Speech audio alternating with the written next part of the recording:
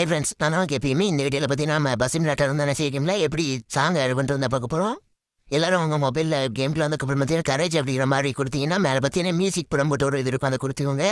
கொடுத்ததுக்கப்புறம் பார்த்தீங்கன்னா உங்கள் மொபைலில் எப்படி தான் ஷோ ஆகும். அதில் பார்த்தீங்கன்னா ரேடியோ மியூசிக் அப்படிங்கிற மாதிரி 2 இது இருக்கும்.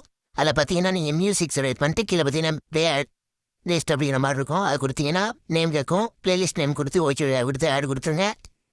ஆட் பண்ணதுக்கப்புறம் பார்த்தீங்கன்னா உங்கள் மொபைல் எப்படி தான் இருக்கும். அதில் பார்த்தீங்கன்னா ரைட் சைடு ஆட் ட்ராக் அப்படிங்கிற மாதிரி இருக்கும். அதை கொடுத்தீங்கன்னா டிவைஸ் கேலரி அப்படிங்கிற மாதிரி கொடுத்துருவாங்க.